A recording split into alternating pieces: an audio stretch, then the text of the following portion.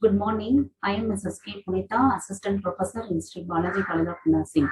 Now we'll see the topic about the assessment in communication and educational technology. Introduction. Educational assessment or educational evaluation is the systemic process of documenting and using empirical data on the knowledge, skill, attitudes, and beliefs to refine programs and improve student learning. First, we'll see the meaning of assessment. In education, the term assessment refers to the wide variety of methods or tools that educators use to evaluate, measure, and document the academic readiness, learning progress, skill acquisition, or educational needs of students. In education, the term assessment refers to wide variety of methods or tools that the educator use to evaluate, measure, and document the academic readiness, learning progress, skill acquisition, or educational needs of students. First, we will see the definition of assessment. Assessment is the process of documenting, usually in measurable terms, knowledge, skills, attitudes, and beliefs. Assessment is the process of documenting, usually in measurable terms, knowledge, skills, attitudes, and beliefs. Assessment in education, it is a process of gathering, interpreting, recording, and using information about pupils' responses to an educational task. Educational assessment, it is the process of gathering, interpreting, recording, and using information about pupils' responses to an educational task. Next, we'll see the definition of evaluation.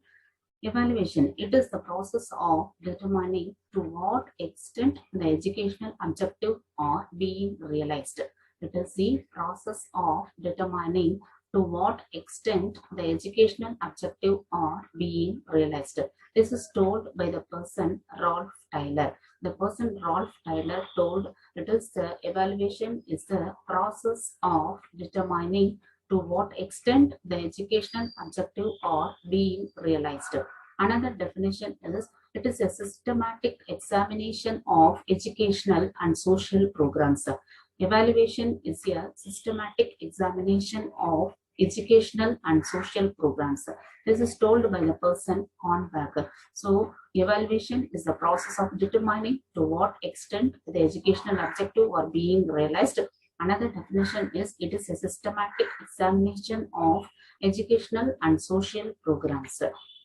Next, scope of evaluation. Under scope of evaluation, we are having selection of students. The selection of right student for the right course is very important.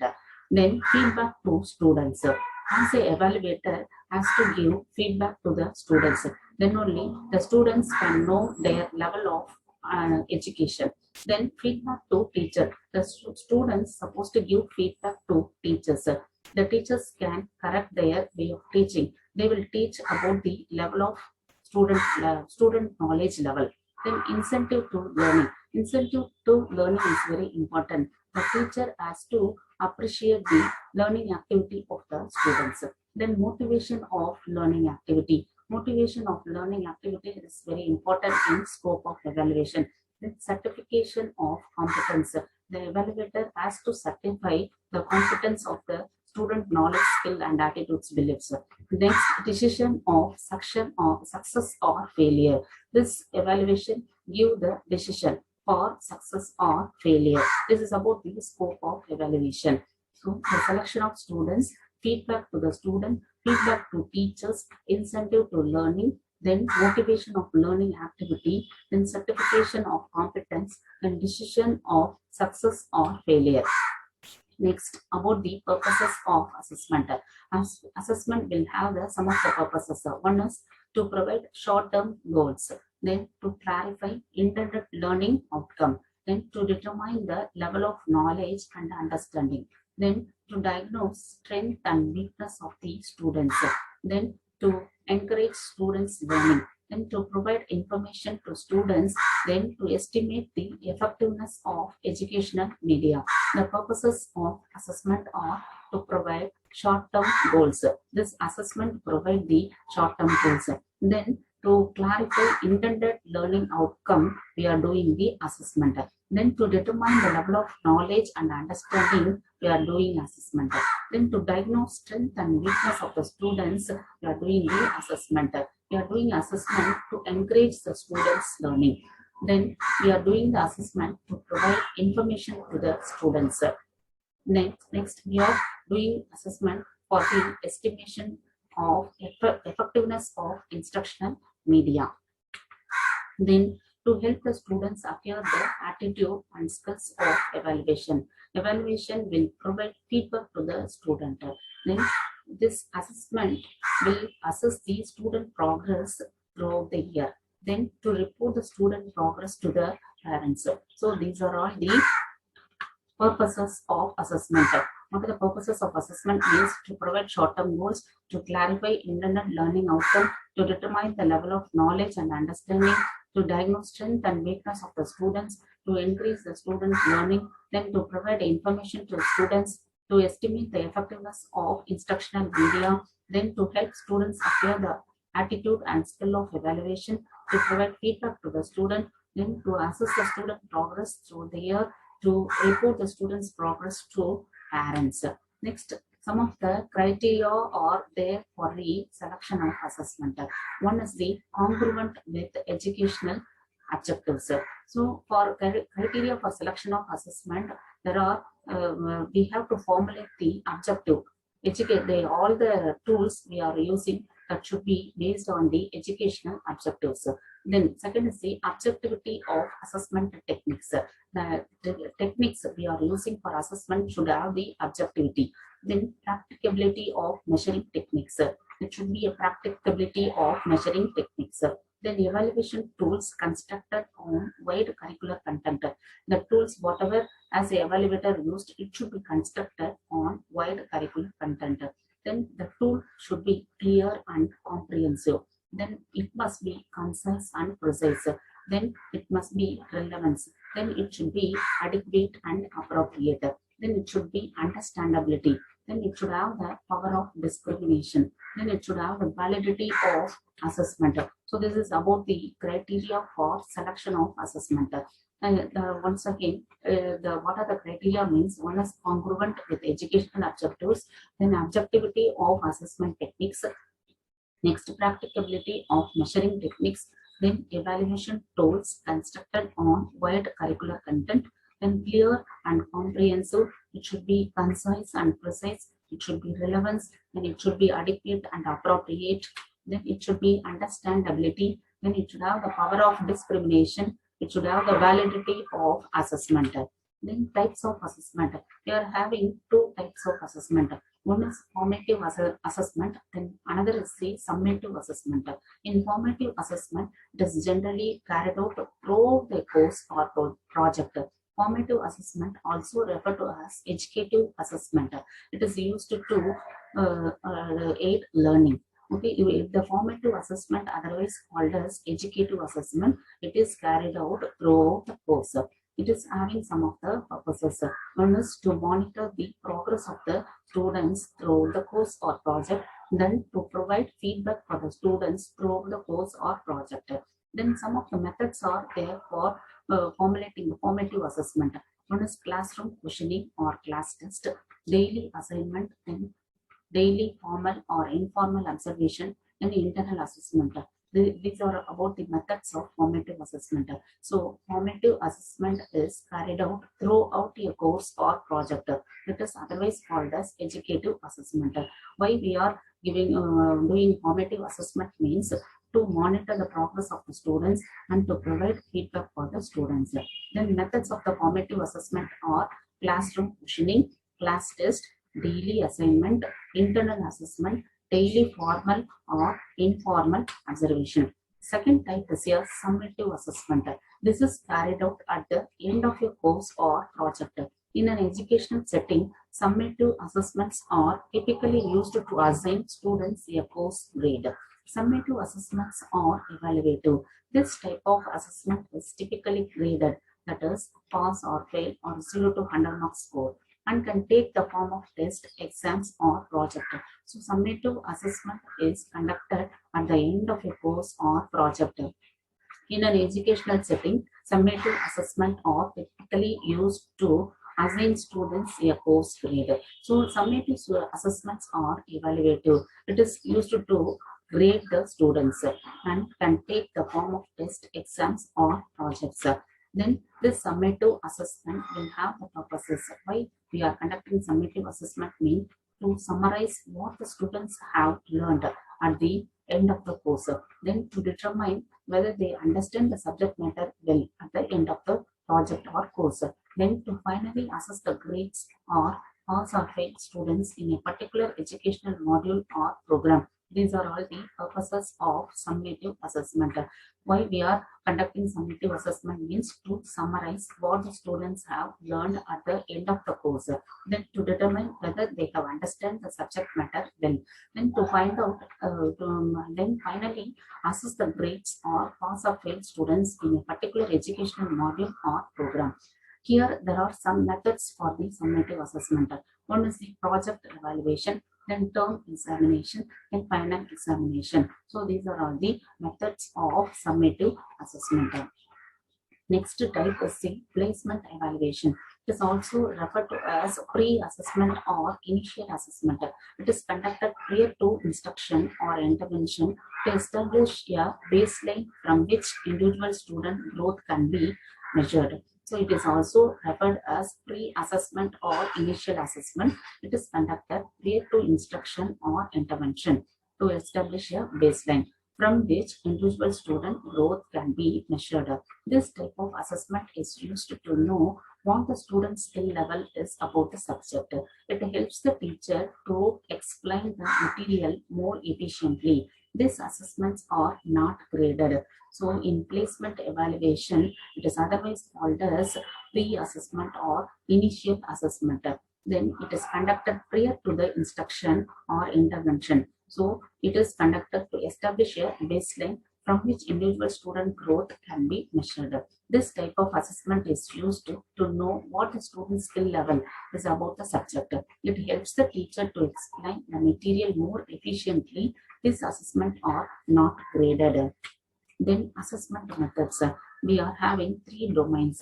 Assessment of knowledge are called as cognitive domain. Then assessment of skill is called as psychomotor domain. Then assessment of attitudes, that is affective domain. So three domains are there. One is cognitive domain, that is the assessment of knowledge. Second is the psychomotor domain, that is called as assessment of skill. Then third is the affective domain. Under assessment of, there are three types of assessment methods mentioned as follows.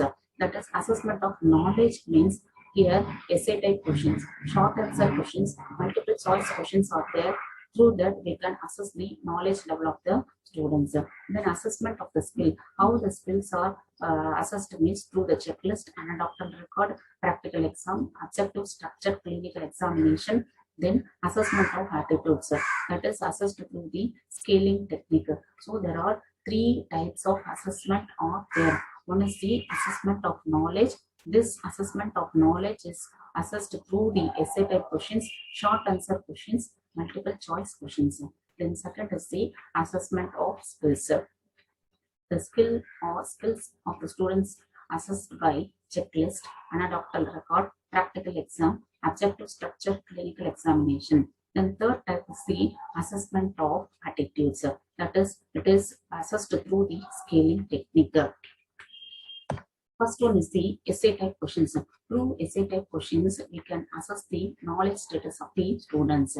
It is a test containing questions requiring the students to respond in writing. So essay type means it is a test containing questions requiring the student to respond in writing. It emphasizes a recall rather than recognition of correct alternatives. It emphasizes a recall rather than recognition of correct alternatives. The student prepares his or her own answers. Handwriting, spellings, neatness, organization are also considered in scoring. This is about the essay type question. So it is the test containing questions requiring the student to respond in writing. It emphasizes recall rather than recognition of correct alternatives. The student prepare his or her own answers. Handwriting, spellings, neatness, organizations are also considered in scoring. This essay type question having some of the future. One is no answer can be considered throughout and correct. The examinee is permitted freedom of response. The answers vary in their degree of quality or passions. So it has some features. One is a no answer can be considered throughout and correct. The examinee is permitted freedom of response. The answers vary in their degree of quality or passions. Next type of essay type questions. One is extended response, another one is restricted response. Extended response, it means no restriction is placed on the student on the point he or she discusses. This is called as extended response. Extended response means no restriction is placed on the student on the point of he or she discusses. Second type is restricted responses. Student will have less scope, limited nature in the form because he is told specifically the context in which his answer is to be made. So there are two types of essay type question. Assessment of knowledge. In under essay type question, there are two types. One is extended response question. Second is the restricted response question. Extended response means no restriction is placed on the student, and restricted response means student will have less scope, limited feature in the form because he is told specifically the context in which his answer is to be made. Principles in preparation. This essay type questions having some of the principle. One is do not give too many lengthy questions. The question should not involve too many lengthy questions. Then avoid phrases. Example, discuss and briefly. Then words should be clear, simple, and ambiguous and carefully selected. Then only the student can be able to understand and give response to the all questions. Do not allow too many choices. It should have the limited choice only. For example, 10 questions are there means you can give only 8 out of 10 can write. Like that we have to give choices. It should not allow too many choices. Then according to level of students difficulty and complexity items has to be selected. So these are all the principles of preparation of essay type questions. One is do not give too many lengthy questions, then avoid phrases, example, discuss or briefly. Then words should be clear and simple and ambiguous and carefully selected. Do not allow too many choices. According to level of students difficulty and complexity items has to be selected. Next, advantages of essay type questions. This essay type questions advantages are test the ability to communicate and writing. We are able to test the communication and writing capacity of the student. Then freedom of expressing and communicate. There is a freedom of expressing and communicate for the students. Then it requires short time for the teacher to prepare the test. It is very easy for the evaluator to prepare the questions. Then applicable for all the school subjects.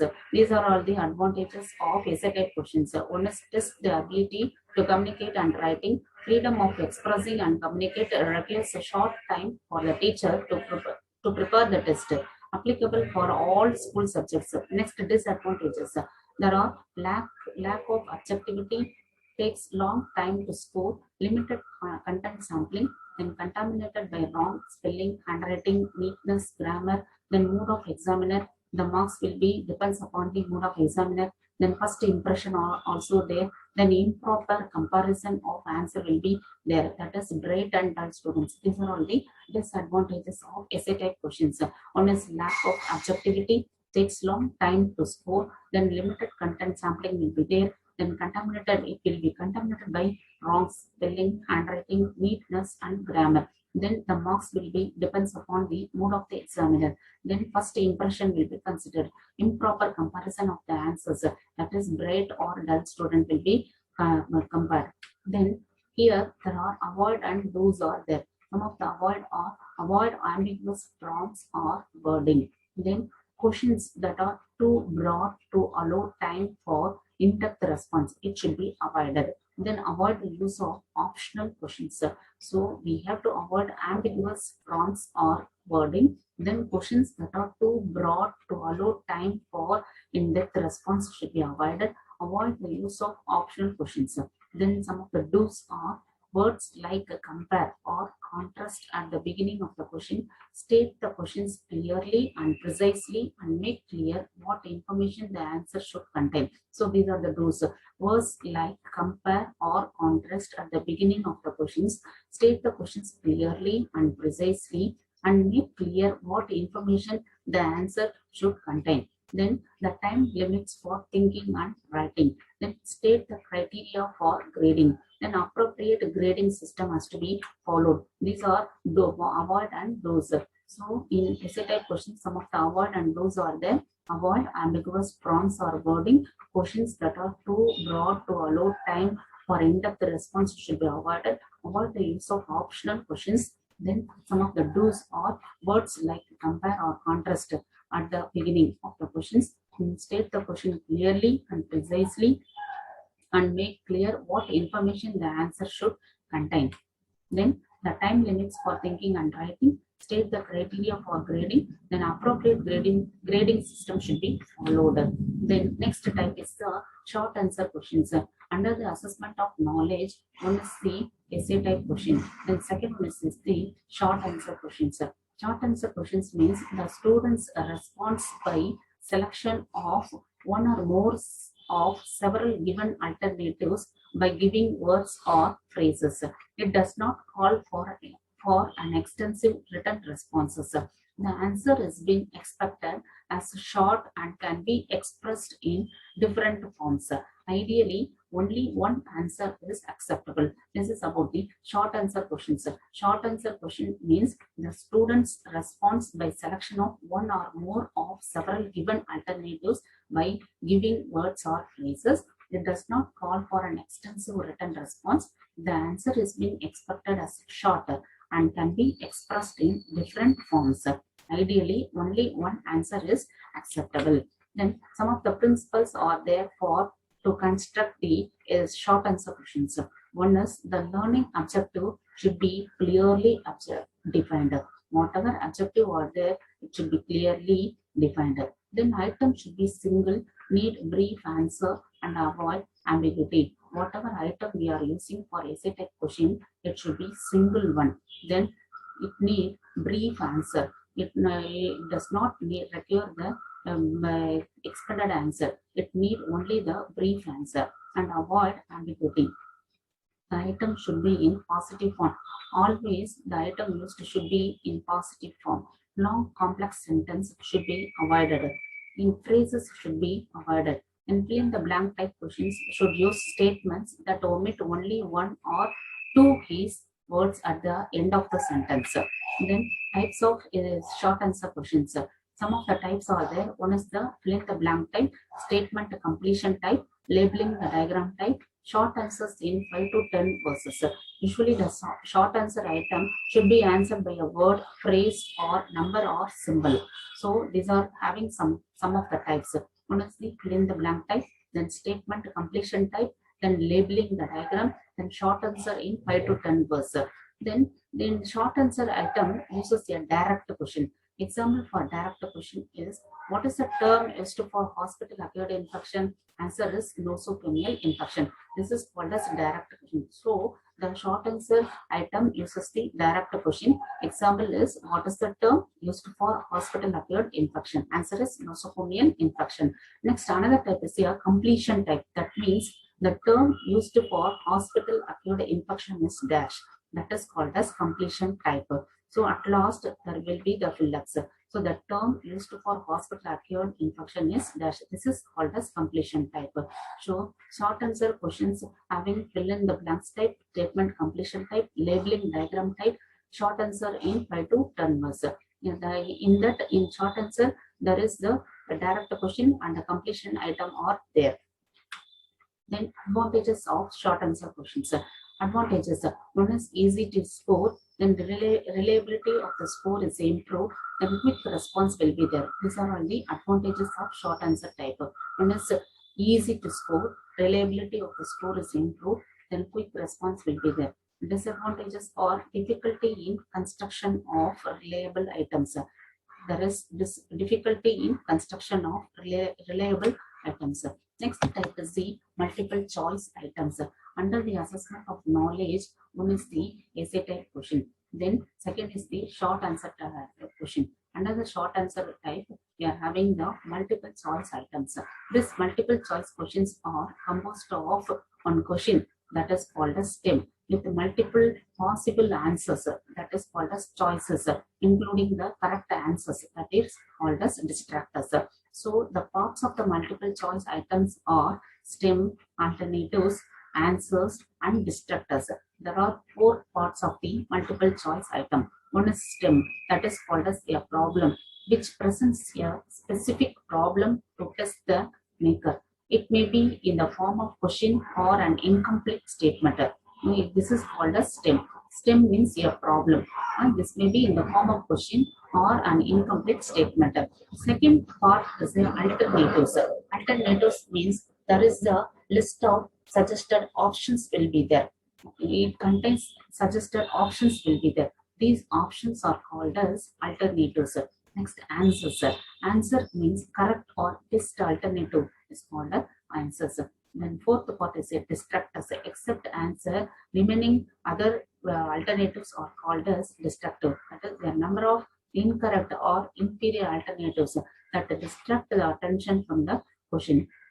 So there are four parts of multiple choice item: STEM, alternative, answers, and distractors.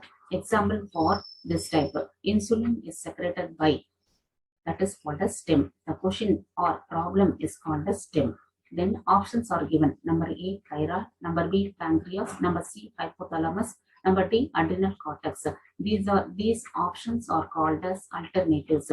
Among these options, one correct answer is there. That is answer B, pancreas is a correct answer. Except the correct answer, other three alternative are called distractors. Then varieties of multiple choice item: single correct answer, best answer, negative answer, then multiple response. There are some of the varieties of multiple choice items: single correct answer, best answer, negative, then multiple response. These are both the varieties of multiple choice items. Then some of the principles are there to prepare the multiple choice questions. One is say have enough content in the STEM with less distracted, but avoid lengthy STEM. Use positive statements in the STEM. If negative statement is to be used, then underline or write in the capital letters so that it will not be overlooked. STEM consists of complete statement, not just a single word.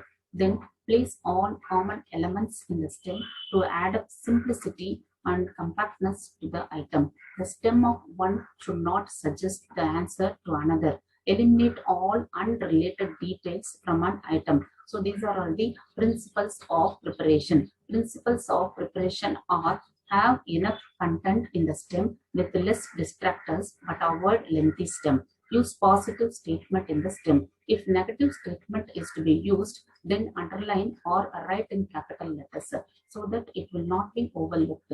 STEM consists of complete statement, not just a single word.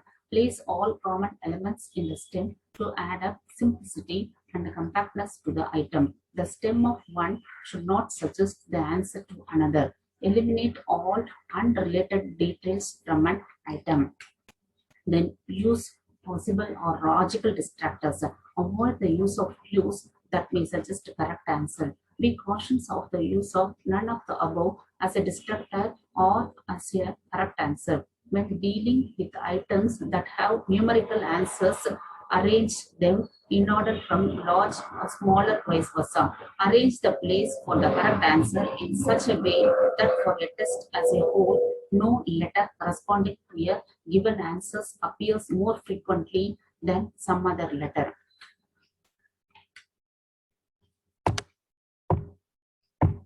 Some other letter advantages are there: ensures reliability, objectivity, and validity, provides constructive criticism. The range and variety of facts can be samples in given time, provides precise measurements of higher processes. It provides a detailed feedback for the student as well as the teacher, easy and rapid to score. These are all the advantages of this type. Ensures reliability, objectivity, and validity. Then provides a constructive criticism. The range and variety of facts can be samples in given time. Provides precise measurements of higher processes. Provides detailed feedback for student as well as teacher, easy and rapid to score. Then disadvantages are take long time to construct in order to avoid arbitrary and ambiguous questions. Also require careful preparations to avoid questions testing only recall. Provides cues that do not exist in practice. It is costly when a group is small to respond. Next, there are some of the in multiple choice questions we have to avoid repeating words, then eliminate the unnecessary words, then state the problem in the stem, then avoiding giving clues in the questions, avoid the use of the all of the above and none of the above options, avoiding ambiguity in the questions, avoid negative in the stem. Next type is the true or false. True or false questions are only composed of a statement that students respond to the questions by indicating whether the statement is true or false. So true or false questions are only composed of a statement so that students respond to the questions by indicating whether the statement is true or false. Example, it is best to only make records of positive behavior. True or false? The answer is false. So this is about the true or false. Now we have seen about the assessment of knowledge. Under assessment of knowledge, we have seen about the essay type questions, then short answer type question. Under short answer type